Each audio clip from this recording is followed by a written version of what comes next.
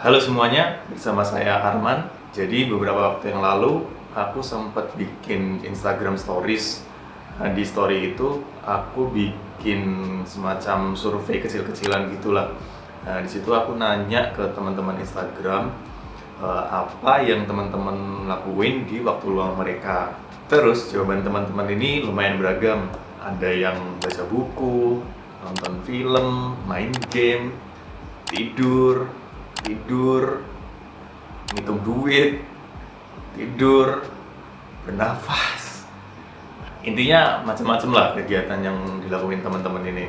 Nah, sesuai sama judul segmen video ini yaitu cerita sedikit, aku pengen cerita sedikit ya tentang kegiatan yang dilakukan di waktu luang ini. Kita sama-sama tahu kalau satu hari itu 24 jam, sama buat siapapun. Nah, tapi kenyataannya waktu luang yang dimiliki tiap orang itu beda-beda.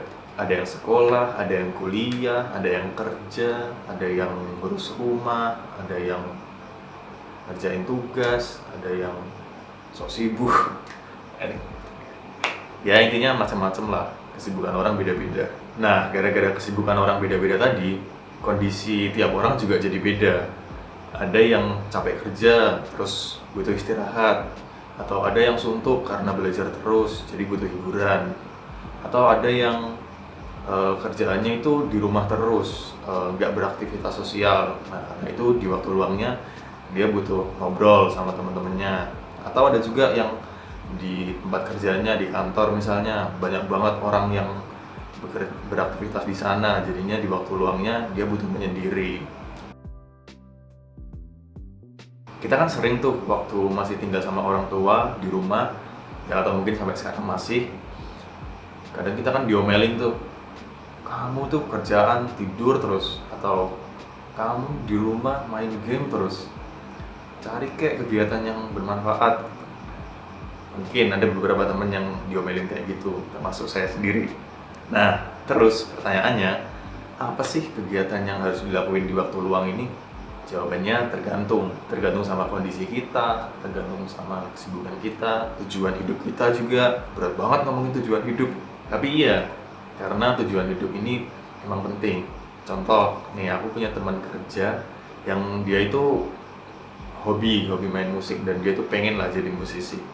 Nah, di waktu luangnya dia tuh suka bikin cover-cover lagu terus diupload di media sosialnya dia gitu.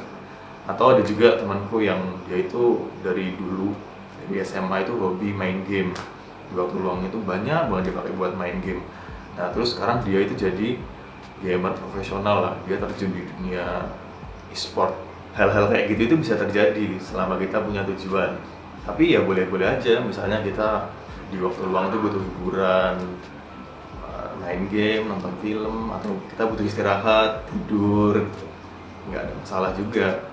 Nah, balik lagi, yang sebaiknya dilakukan di waktu luang kita adalah hal-hal yang bermanfaat, minimal bagi kita sendiri. Mulai dari bikin kita happy, ngilangin stres karena kerjaan, atau sampai buat mencapai tujuan hidup kita. Tapi jangan mentang-mentang biar kalian happy, terus kalian nonton drakor, maraton, 48 episode sehari. Kan nggak mungkin. Orang satu episode aja 2 jam. Kalau 48 episode berarti 96 jam. Kalian minimal butuh 4 hari. Ya pokoknya jangan berlebihan lah. Harus seimbang. Kadang kan kita butuh hiburan, kadang kita juga perlu cari informasi, atau cari ilmu baru gitu.